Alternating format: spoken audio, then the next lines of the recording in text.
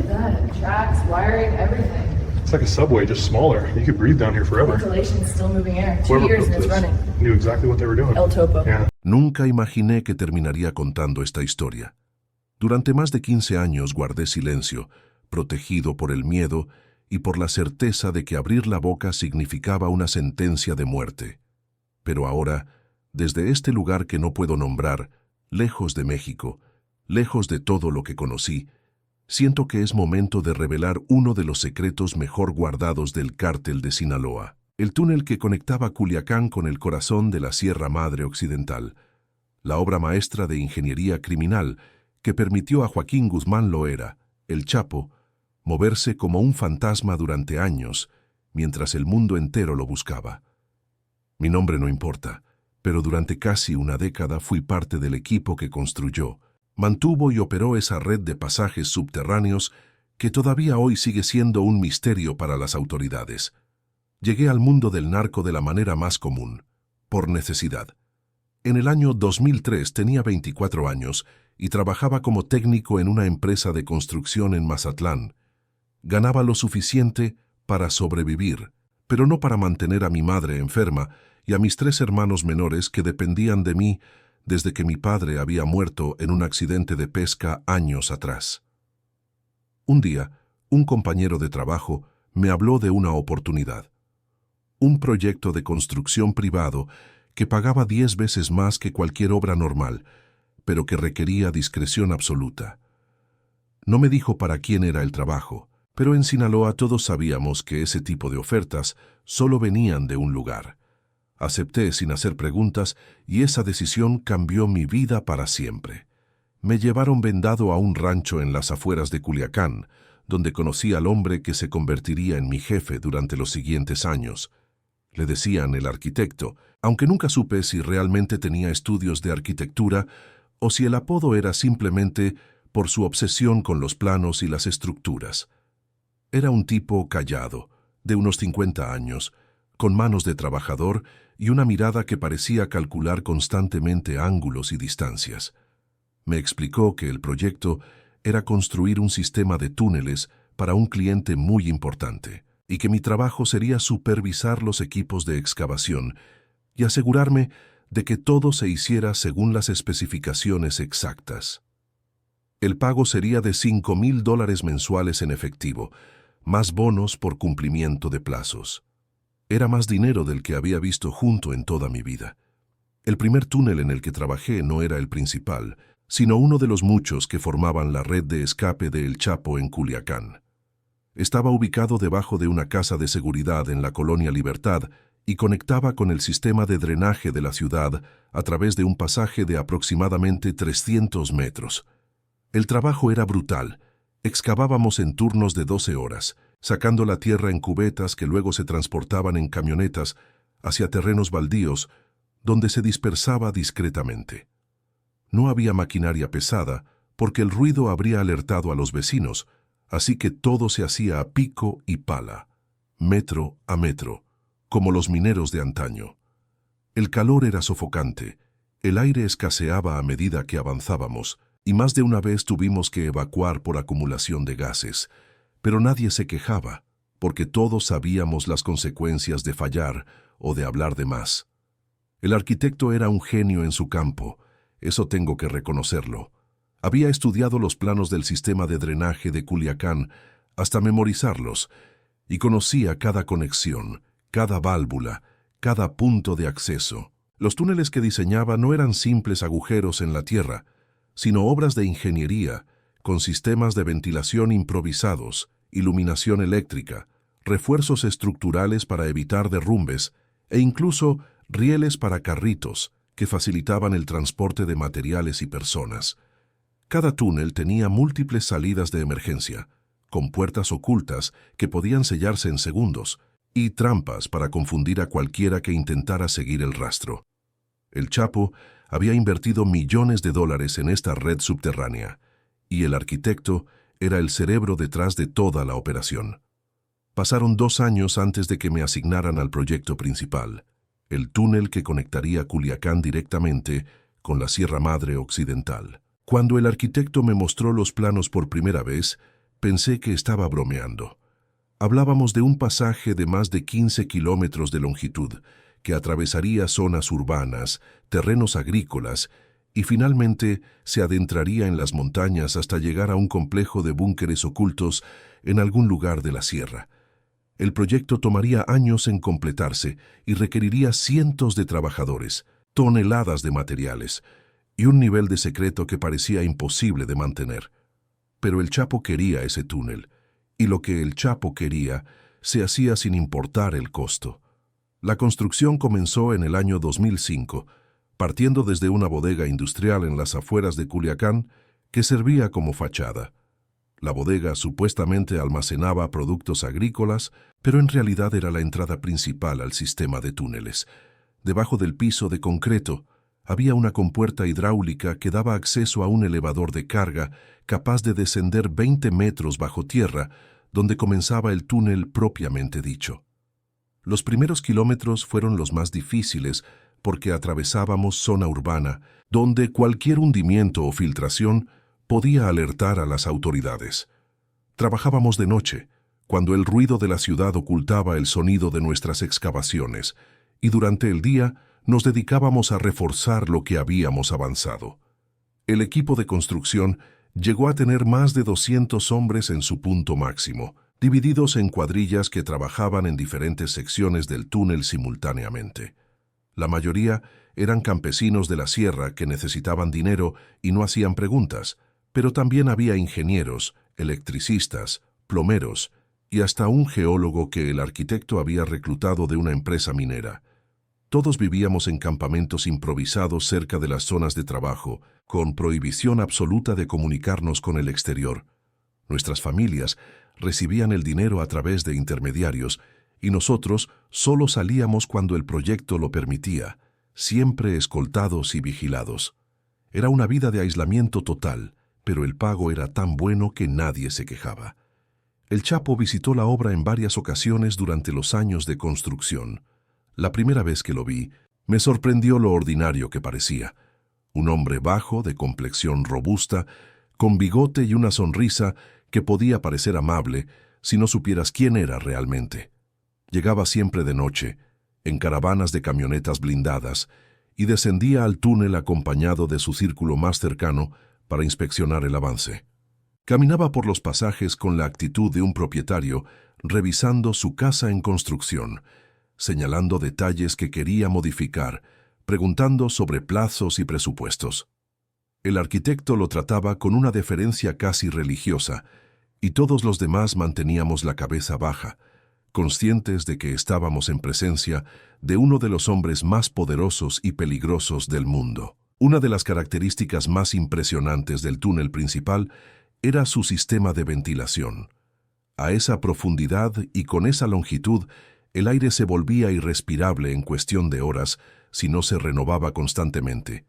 El arquitecto diseñó un sistema de conductos que se conectaban con pozos de ventilación disfrazados como estructuras agrícolas en la superficie, silos, establos, casetas de riego. Cada ciertos kilómetros había una estación de ventilación con extractores eléctricos que mantenían el flujo de aire fresco y sensores que monitoreaban los niveles de oxígeno y gases peligrosos. También había un sistema de drenaje para evacuar el agua que se filtraba del subsuelo, con bombas que operaban las 24 horas, y canales que dirigían el agua hacia el sistema de riego de los terrenos de superficie, ocultando cualquier evidencia de actividad subterránea. La iluminación era otro desafío técnico que el arquitecto resolvió con ingenio. Todo el túnel estaba equipado con luces LED, de bajo consumo alimentadas por un sistema eléctrico independiente que tomaba energía de la red pública a través de conexiones clandestinas en múltiples puntos. Había generadores de respaldo en cada estación de ventilación, capaces de mantener la iluminación y los sistemas críticos durante días en caso de corte de energía. Las paredes estaban revestidas con un material reflectante que maximizaba la luz disponible, y cada sección tenía su propio panel de control donde se podía activar o desactivar la iluminación según las necesidades. Cuando el túnel estaba completamente iluminado, Parecía un pasaje de metro moderno, más que una obra clandestina excavada por narcotraficantes. El transporte dentro del túnel se hacía mediante un sistema de carritos sobre rieles, similar al que se usa en las minas. Los carritos podían transportar hasta 1 tonelada de carga cada uno, y eran impulsados por motores eléctricos silenciosos que permitían moverse a velocidades de hasta 30 kilómetros por hora. Había vías dobles en la mayor parte del recorrido para permitir el tráfico en ambas direcciones, y apartaderos cada cierta distancia donde los carritos podían estacionarse o dar paso a otros. El Chapo podía recorrer los 15 kilómetros entre Culiacán y la sierra en menos de 1 hora, completamente invisible para el mundo exterior, mientras los helicópteros de la DEA y el ejército mexicano lo buscaban inútilmente en la superficie. La sección más compleja del túnel era la que atravesaba la zona de transición entre el valle y las montañas. El terreno cambiaba drásticamente, pasando de tierra suelta a roca sólida, y la inclinación aumentaba de manera pronunciada. Tuvimos que usar explosivos controlados para abrir paso en algunos tramos, trabajando con una precisión milimétrica para evitar derrumbes que pudieran comprometer toda la estructura. Esa sección tomó casi 2 años en completarse, y perdimos a 3 hombres en accidentes que fueron discretamente enterrados en la misma sierra que estábamos atravesando. Sus familias recibieron compensaciones generosas, y sus nombres nunca fueron mencionados de nuevo. En el mundo del narco, los muertos se olvidan rápido. El destino final del túnel era un complejo de búnkeres construido en lo profundo de la Sierra Madre, en un lugar que todavía hoy no puedo ubicar con precisión en un mapa. Recuerdo que para llegar, había que atravesar kilómetros de terracería después de salir del túnel, subiendo por caminos que parecían no llevar a ninguna parte. El complejo estaba excavado en la ladera de una montaña, con múltiples niveles conectados por escaleras y elevadores. Había dormitorios, cocinas, almacenes de víveres, arsenales de armas y hasta una pequeña clínica médica equipada para emergencias. El Chapo podía vivir ahí durante meses sin necesidad de salir a la superficie, completamente aislado del mundo, protegido por la montaña y por un ejército de sicarios que patrullaban los alrededores. El túnel se completó oficialmente en el año 2009, después de casi 4 años de construcción continua. La celebración fue discreta pero significativa. El Chapo descendió al túnel acompañado de sus principales lugartenientes y recorrió todo el trayecto hasta el complejo de la sierra, verificando cada detalle, cada sistema, cada salida de emergencia. Al final del recorrido, hubo una comida en uno de los búnkeres donde el arquitecto fue felicitado personalmente y recibió un bono de varios millones de dólares. Yo estaba ahí, en una esquina, observando cómo se celebraba la culminación de una obra que había consumido años de mi vida. Sentí orgullo profesional mezclado con la certeza de que ahora sabía demasiado y que ese conocimiento podía convertirse en mi sentencia de muerte. Durante los años siguientes, mi trabajo cambió de construcción a mantenimiento y operación. El túnel requería atención constante. Las bombas de drenaje necesitaban revisión, los sistemas eléctricos sufrían fallas ocasionales. Las paredes mostraban grietas que había que reparar antes de que se convirtieran en problemas mayores. Coordinaba equipos pequeños de técnicos que descendían regularmente para hacer inspecciones y reparaciones, siempre bajo estrictos protocolos de seguridad. También supervisaba los movimientos de carga que pasaban por el túnel, drogas que bajaban de la sierra hacia Culiacán, dinero y armas que subían en dirección contraria y ocasionalmente personas que necesitaban desaparecer de la superficie por un tiempo. El túnel salvó la vida de El Chapo en múltiples ocasiones. La más famosa fue en febrero de 2014, cuando la Marina Mexicana y la DEA lo tenían acorralado en un departamento de Culiacán. Mientras los agentes intentaban derribar la puerta blindada, El Chapo activó una compuerta hidráulica oculta detrás de la bañera y descendió al sistema de túneles. Para cuando las fuerzas de seguridad lograron entrar al departamento, él ya estaba a kilómetros de distancia, moviéndose bajo tierra hacia una salida segura. Los agentes encontraron el acceso al túnel, pero el laberinto de pasajes y las trampas que el arquitecto había diseñado les impidieron seguirlo. El Chapo emergió horas después en una casa de seguridad al otro lado de la ciudad, y esa misma noche fue trasladado a la sierra a través del túnel principal. Pero la suerte no dura para siempre. El 22 de febrero de ese mismo año, apenas días después de su escape por los túneles, el Chapo fue finalmente capturado en Mazatlán. La información que llevó a su detención no vino de los túneles, sino de otras fuentes. Pero todos los que trabajábamos en la red subterránea sabíamos que nuestros días estaban contados.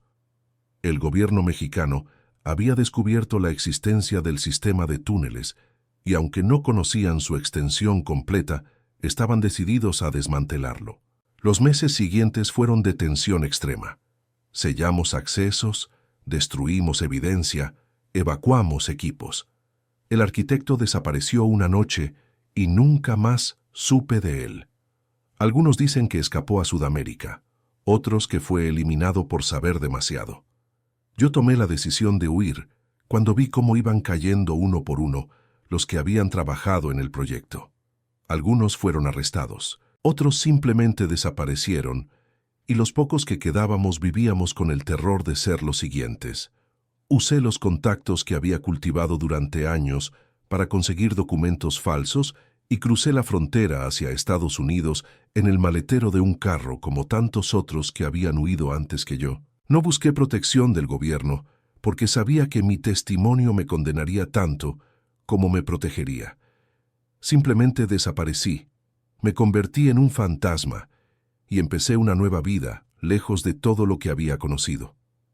Han pasado años desde entonces y el mundo ha cambiado mucho. El Chapo fue recapturado en 2015, extraditado a Estados Unidos en 2017 y sentenciado a cadena perpetua en 2019. Sus hijos y sus antiguos lugartenientes pelean ahora por el control de lo que queda de su imperio, y Culiacán sigue siendo un campo de batalla donde la violencia estalla periódicamente. Del sistema de túneles no sé qué queda. Seguramente las autoridades han descubierto y sellado muchos de los accesos, pero dudo que hayan encontrado todo. El arquitecto diseñó esa red para sobrevivir a cualquier intento de destrucción, con secciones que pueden aislarse y sellarse mientras otras siguen operativas. Es posible que en este mismo momento alguien esté usando esos pasajes para mover droga o escapar de la justicia, caminando por túneles que yo ayudé a construir hace más de 15 años. El túnel principal que conectaba Culiacán con la sierra era más que una obra de ingeniería. Era un símbolo del poder absoluto que el Chapo ejercía en su territorio. Mientras otros capos construían mansiones ostentosas y compraban flotas de vehículos de lujo, él invertía en infraestructura subterránea que le daba una ventaja estratégica incomparable. Podía moverse invisible bajo los pies de sus enemigos, aparecer y desaparecer como un fantasma, controlar su territorio desde las sombras mientras el mundo lo buscaba inútilmente en la superficie. Esa fue la genialidad del Chapo. Entender que el verdadero poder no está en lo que se ve, sino en lo que permanece oculto. Yo fui parte de esa maquinaria durante casi una década, y aunque escapé con vida, nunca pude escapar de la culpa que cargo. Mis manos construyeron los pasajes por donde pasaron toneladas de droga que destruyeron innumerables vidas. Mi conocimiento técnico sirvió para que uno de los criminales más buscados del mundo evadiera la justicia durante años. No tengo excusas. Tomé decisiones que me convirtieron en cómplice de un imperio de muerte, y ninguna cantidad de dinero puede compensar el daño que ayudé a causar. Esta confesión no busca perdón, porque sé que no lo merezco. Solo busca que la verdad sea conocida, que la historia de ese túnel sea contada por alguien que estuvo ahí, que vio todo, que fue parte de todo. El arquitecto solía decir que los túneles eran como las arterias de un cuerpo, invisibles desde afuera, pero esenciales para mantener todo funcionando. Culiacán era el corazón de ese cuerpo, la sierra era el cerebro, y los túneles eran los conductos por donde fluía la sangre del imperio. Cuando las autoridades finalmente cortaron algunas de esas arterias, el cuerpo se debilitó pero no murió. El cártel de Sinaloa sigue existiendo, adaptándose, encontrando nuevas formas de operar. Y en algún lugar bajo la tierra de Sinaloa, Estoy seguro de que nuevos túneles están siendo excavados en este mismo momento, porque el negocio nunca para y la demanda nunca cesa. La vida en la clandestinidad me ha dado tiempo para reflexionar sobre las decisiones que tomé. Cuando acepté aquel primer trabajo en el año 2003, me convencí a mí mismo de que solo era un trabajador más, que mi responsabilidad terminaba en la construcción física de los túneles. Pero la verdad es más compleja y más cruel. Cada metro que excavé, cada sistema que instalé, cada problema que resolví, contribuyó a fortalecer una organización que ha sembrado muerte y destrucción por décadas. No hay distancia suficiente que me separe de esa responsabilidad. No hay tiempo suficiente que borre mi participación. El túnel que conectaba Culiacán con la sierra era una maravilla técnica que podría haber sido celebrada si hubiera tenido un propósito legítimo. Imaginen, 15 kilómetros de pasaje subterráneo excavados en secreto, con sistemas de ventilación, iluminación, drenaje y transporte que funcionaban perfectamente. Era comparable a las obras de ingeniería de las grandes empresas mineras, pero construido sin permisos, sin supervisión oficial, sin que el mundo exterior supiera de su existencia. El arquitecto merecía reconocimiento por su genio técnico, aunque su talento estuviera al servicio del mal. Y nosotros, los cientos de hombres que excavamos esos túneles con nuestras propias manos, éramos artesanos de una obra que nunca podríamos mostrar a nadie. Recuerdo las noches en los campamentos de construcción, cuando terminábamos nuestros turnos agotados y cubiertos de tierra, y nos sentábamos alrededor de fogatas improvisadas a compartir comida y historias. La mayoría de mis compañeros eran campesinos como yo, hombres que habían entrado al negocio por necesidad y que trataban de no pensar demasiado en las implicaciones de lo que hacíamos. Hablábamos de nuestras familias, de los planes que teníamos para cuando el proyecto terminara, de las casas que íbamos a construir y los negocios que íbamos a abrir con el dinero que estábamos ganando. Muy pocos de esos sueños se hicieron realidad. Algunos murieron en accidentes de construcción, otros fueron eliminados por saber demasiado, otros cayeron presos cuando las autoridades empezaron a cerrar el cerco, y los que sobrevivimos vivimos escondidos, incapaces de disfrutar el dinero que ganamos porque cualquier gasto llamativo podría delatarnos. El sistema de seguridad del túnel era tan sofisticado como su ingeniería. Había cámaras en cada sección, sensores de movimiento en los accesos y un sistema de comunicación interna que permitía monitorear todo el recorrido desde múltiples puntos de control. Si alguien no autorizado intentaba entrar, se activaban alarmas silenciosas que alertaban a los equipos de seguridad, tanto en Culiacán como en la sierra. Las compuertas podían sellarse remotamente, aislando secciones enteras del túnel en segundos. Y en los puntos más críticos había trampas físicas, secciones del piso que podían colapsar, compuertas ocultas que conducían a callejones sin salida, incluso depósitos de gas que podían ser liberados para incapacitar a intrusos. El arquitecto había pensado en todo, porque sabía que eventualmente el túnel sería descubierto y quería que cualquiera que intentara explorarlo pagara un precio alto. Las comunicaciones con el exterior eran otro aspecto crítico de la operación. El túnel tenía su propio sistema de telefonía por cable que no dependía de redes celulares que pudieran ser interceptadas. Había repetidoras de radio en puntos estratégicos para mantener comunicación con los equipos de superficie y un sistema de mensajería encriptada para coordinar movimientos sensibles. El Chapo podía comunicarse con sus lugartenientes desde el fondo de la tierra, como si estuviera en una oficina normal, dando órdenes, recibiendo reportes, controlando su imperio sin que nadie pudiera rastrear sus comunicaciones. Esa capacidad de permanecer conectado mientras permanecía oculto fue una de las claves de su supervivencia durante tantos años. El aspecto humano de la operación era quizás el más complejo. No bastaba con construir el túnel, había que operarlo con un nivel de secreto casi imposible de mantener. Los trabajadores que conocían la ubicación de los accesos eran vigilados constantemente, sus familias eran monitoreadas, sus comunicaciones eran interceptadas. Cualquier señal de deslealtad se castigaba con severidad, y más de una vez presencié cómo compañeros que habían hablado de más desaparecían de un día para otro sin explicación. El miedo era el pegamento que mantenía todo unido, el terror silencioso que nos impedía abrir la boca, aunque supiéramos que estábamos participando en algo monstruoso. La última vez que descendí al túnel principal fue pocas semanas antes de mi huida. Había recibido información de que las autoridades estaban cerrando el cerco, que varios de mis compañeros habían sido detenidos y que mi nombre aparecía en una lista de personas buscadas.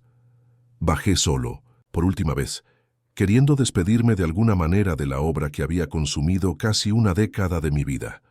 Caminé por aquellos pasajes iluminados, escuchando el zumbido de los ventiladores y el goteo distante del agua filtrada, sintiendo el peso de todo lo que había hecho y todo lo que no podía deshacer. Cuando llegué a la estación de ventilación que marcaba el punto medio del recorrido, me detuve un momento para mirar a mi alrededor, sabiendo que probablemente nunca volvería a ver ese lugar. Después subí a la superficie y comencé mi escape hacia una vida que todavía hoy sigo construyendo. El legado de El Chapo va más allá de los túneles que construyó. Es un legado de violencia, de corrupción, de miles de vidas destruidas por el negocio de las drogas. Pero también es un legado de astucia, de planificación estratégica, de una capacidad para pensar a largo plazo que muchas organizaciones legítimas envidiarían. Los túneles son la manifestación física de esa mentalidad. Inversiones de millones de dólares que tardan años en completarse, pero que proporcionan ventajas estratégicas durante décadas. Mientras sus rivales gastaban dinero en lujos efímeros, El Chapo construía infraestructura que le permitiría sobrevivir y prosperar sin importar cuánta presión ejercieran las autoridades. Hoy, desde mi exilio, me pregunto qué habría pasado si hubiera tomado decisiones diferentes.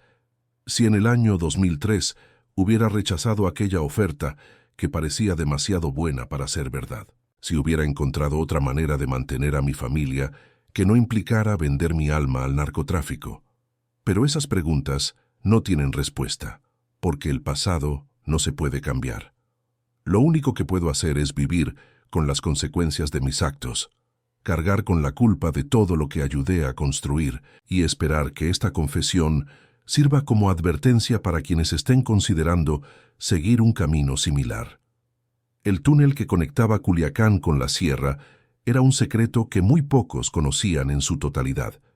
Ni siquiera las autoridades que eventualmente descubrieron parte del sistema llegaron a comprender su verdadera extensión. Había secciones que nunca fueron encontradas, accesos que siguen ocultos hasta el día de hoy, conexiones con otros sistemas que formaban una red mucho más amplia de lo que nadie imaginaba. El arquitecto era un maestro de la compartimentación. Cada equipo de trabajo conocía solo su sección, y nadie tenía el panorama completo excepto él y el propio El Chapo. Esa estrategia de información fragmentada fue lo que permitió que el sistema sobreviviera, incluso después de que muchos de sus constructores fueron capturados o eliminados. Los materiales que se usaban en la construcción del túnel venían de fuentes diversas para evitar levantar sospechas.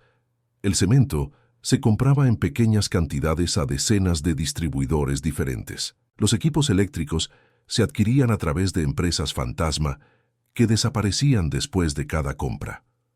Los rieles para el sistema de transporte fueron robados de vías de ferrocarril abandonadas y traídos en camiones durante la noche. Todo se hacía con una logística militar que minimizaba el riesgo de detección. El arquitecto mantenía registros meticulosos de cada compra, cada entrega, cada movimiento de materiales, asegurándose de que nada pudiera rastrearse hasta la operación principal.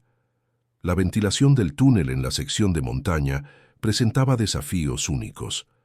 A medida que el pasaje se adentraba en la sierra, la distancia hasta los pozos de superficie aumentaba y la eficiencia de los sistemas de ventilación disminuía. El arquitecto resolvió este problema creando una serie de cámaras intermedias, donde el aire podía circular y renovarse antes de continuar hacia las secciones más profundas.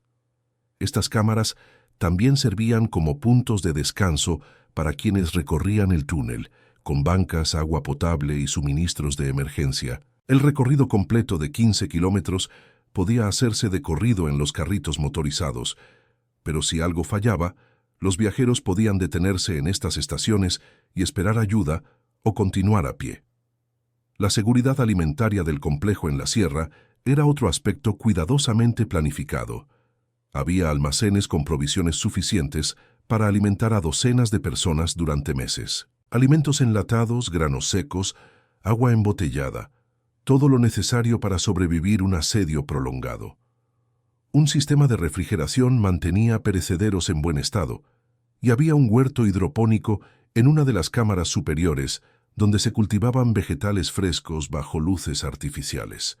El Chapo podía desaparecer en la sierra durante semanas sin que nadie supiera su ubicación exacta, viviendo en relativa comodidad mientras el mundo lo buscaba desesperadamente. El sistema de energía del complejo era una obra maestra de redundancia. La fuente principal eran paneles solares instalados en claros de la montaña, disfrazados como instalaciones de comunicación rural. Había generadores diésel de respaldo con combustible suficiente para semanas de operación autónoma y baterías de gran capacidad que almacenaban energía para emergencias. Todo estaba diseñado para funcionar independientemente de cualquier red pública, asegurando que el complejo pudiera operar sin dejar rastros en las facturas de electricidad o los registros de combustible. El arquitecto había pensado incluso en los detalles más pequeños, como el ruido de los generadores, que se mitigaba con cámaras de aislamiento acústico excavadas en la roca. La comunicación con el mundo exterior, desde el complejo de la sierra, se hacía a través de un sistema satelital que era prácticamente imposible de rastrear.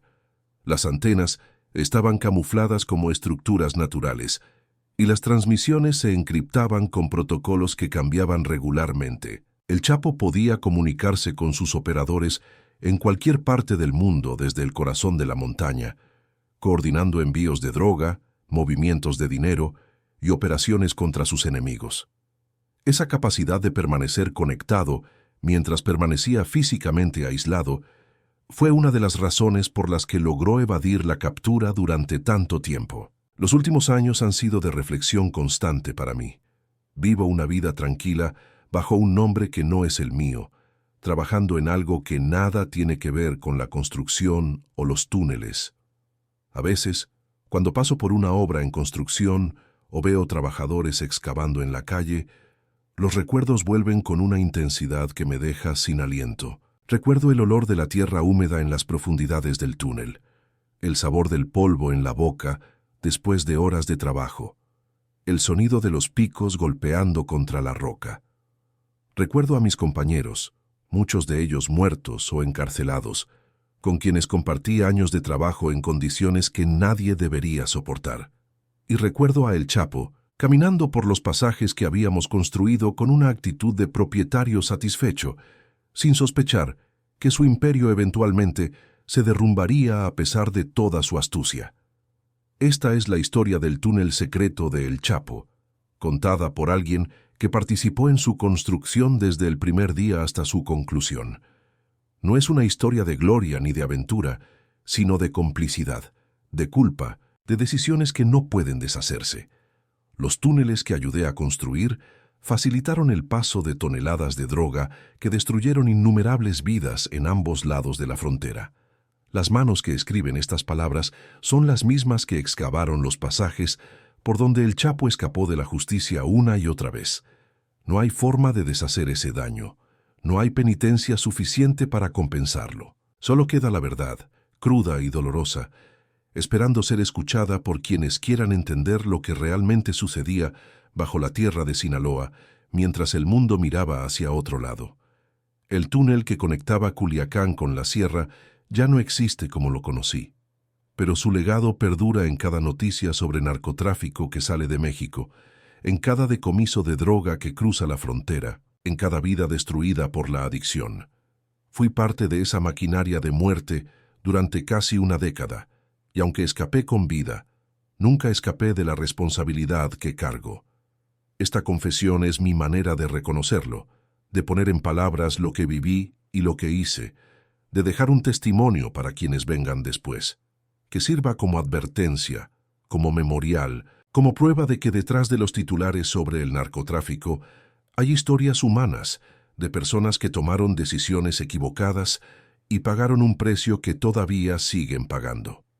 Mi nombre verdadero quedó enterrado en algún lugar de la Sierra de Sinaloa, junto con los secretos que nunca podré revelar completamente. Pero la historia del túnel, esa historia sí puedo contarla. Y ahora que está contada, siento que una pequeña parte de mi carga se ha aligerado.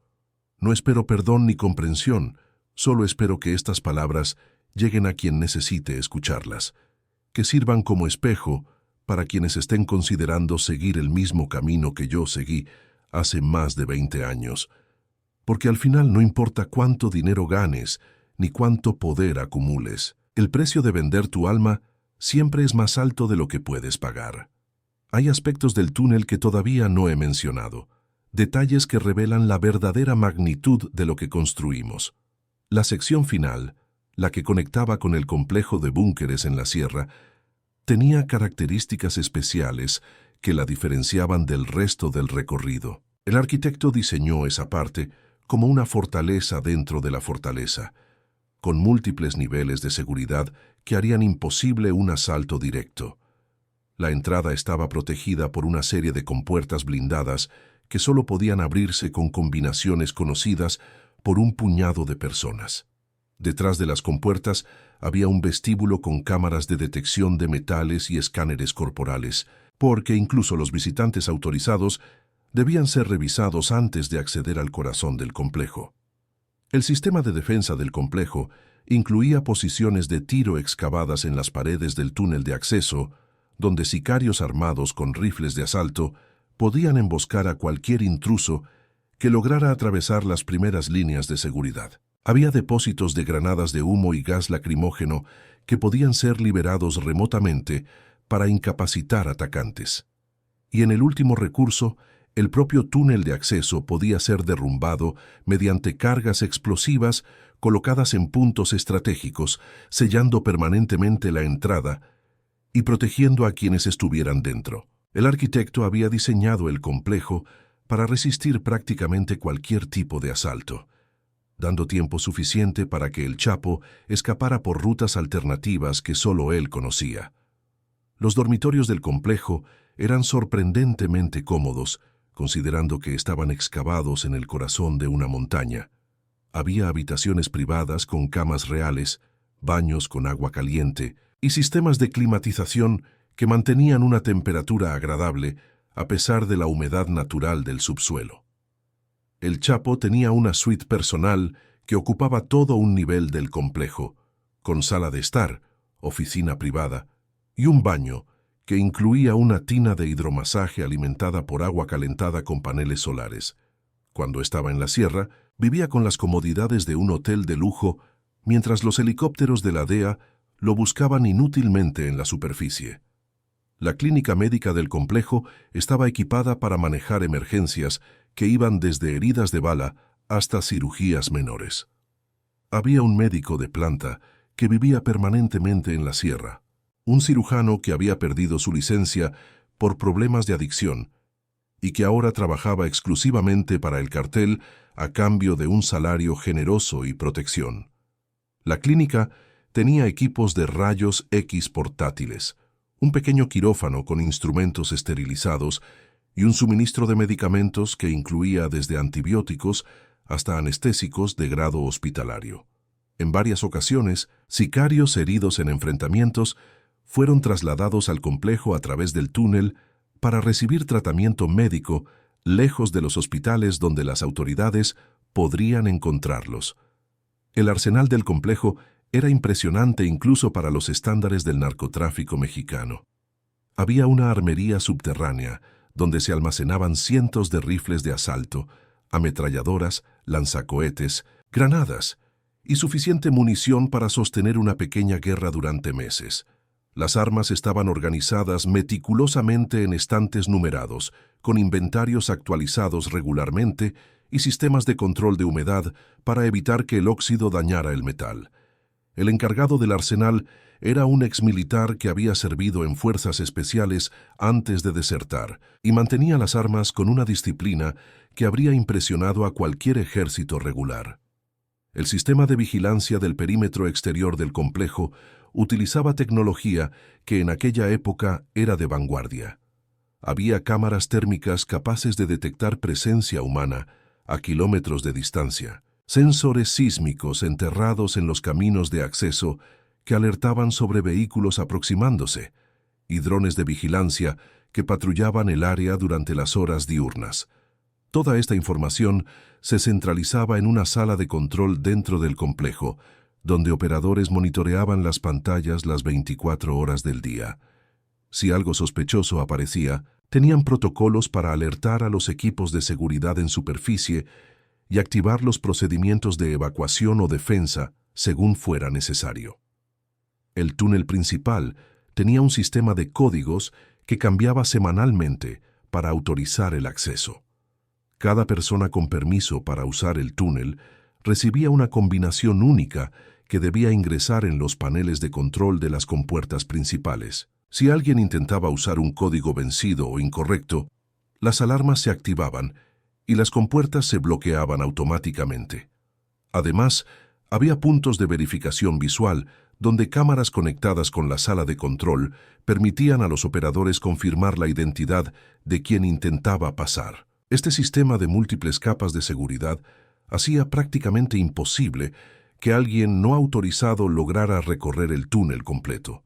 Los trabajadores que operábamos en el sistema de túneles vivíamos bajo reglas estrictas que no permitían desviación. No podíamos hablar de nuestro trabajo con nadie, ni siquiera con nuestras familias. Nuestros teléfonos eran revisados regularmente para asegurar que no tuviéramos comunicaciones sospechosas. Nuestros movimientos eran monitoreados incluso en nuestros días libres, y cualquiera que mostrara señales de deslealtad, real o imaginaria, era eliminado sin contemplaciones. Recuerdo a un compañero que fue ejecutado porque su esposa había hecho preguntas sobre su trabajo a una vecina. La paranoia del sistema no distinguía entre amenazas reales e imaginarias.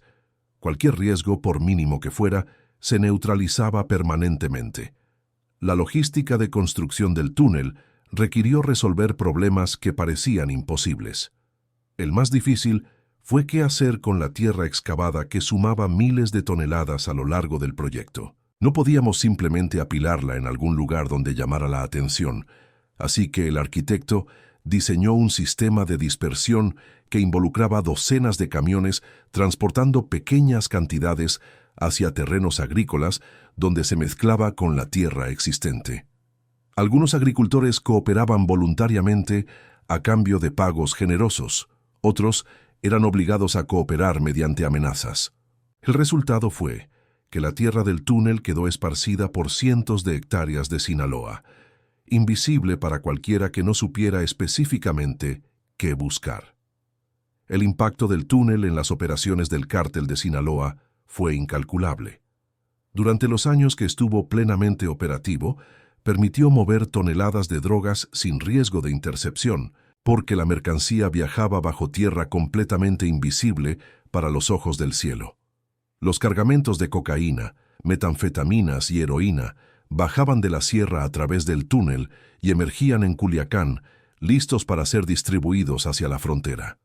El dinero hacía el viaje inverso, millones de dólares en efectivo que subían hacia la sierra donde podían ser almacenados o lavados a través de la red de negocios legítimos del cartel.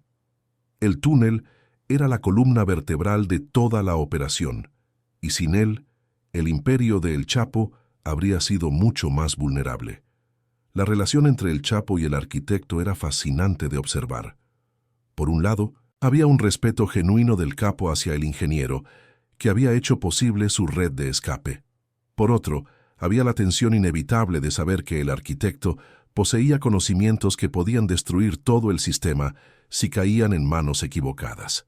El Chapo lo trataba con una mezcla de cordialidad y vigilancia constante, recompensándolo generosamente, pero nunca dejando de monitorearlo. El arquitecto, por su parte, parecía entender perfectamente su posición. Era valioso vivo, pero potencialmente más valioso muerto, dependiendo de las circunstancias. Esa tensión silenciosa definía cada interacción entre ellos. Los años que pasé en el proyecto del túnel me transformaron de maneras que todavía estoy procesando. Entré siendo un técnico de construcción con sueños modestos de mantener a mi familia, y salí siendo un hombre con conocimientos que podían costar mi vida y culpas que nunca podré expiar. Aprendí a vivir con el miedo constante, a desconfiar de todos, a guardar secretos que pesaban más que cualquier carga física.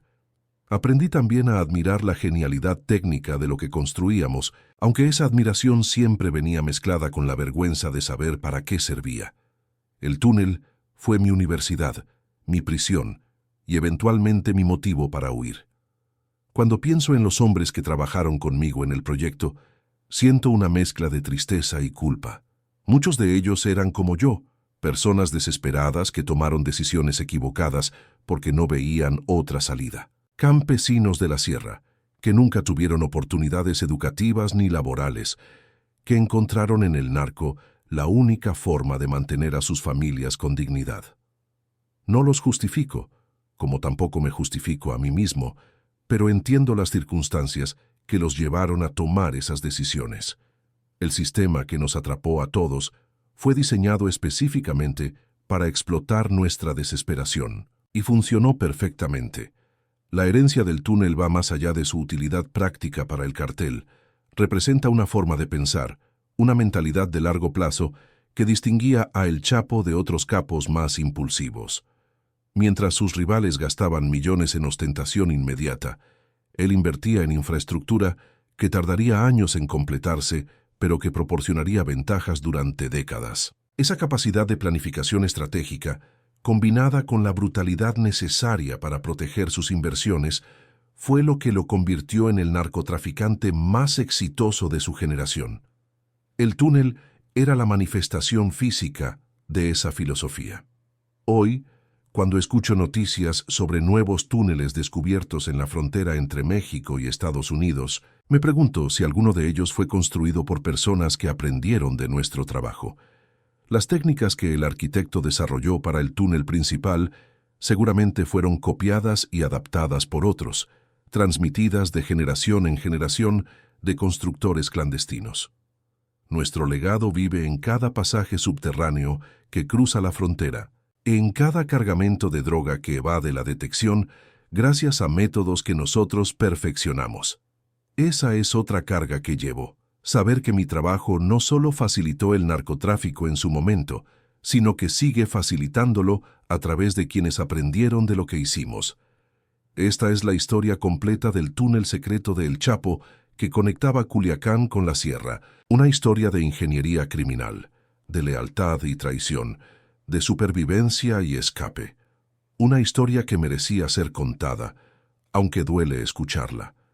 Ahora que está contada, solo me queda seguir viviendo con las consecuencias de mis actos, escondido en algún lugar del mundo, esperando un final que no sé cuándo llegará, pero que sé que merezco. La Sierra de Sinaloa guarda secretos que nunca serán descubiertos, pasajes que nunca serán mapeados, historias que nunca serán contadas.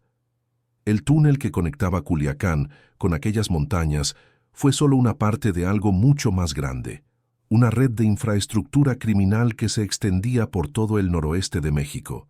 Yo conocí solo mi sección de ese mundo subterráneo, pero sé que había mucho más que nunca llegué a ver.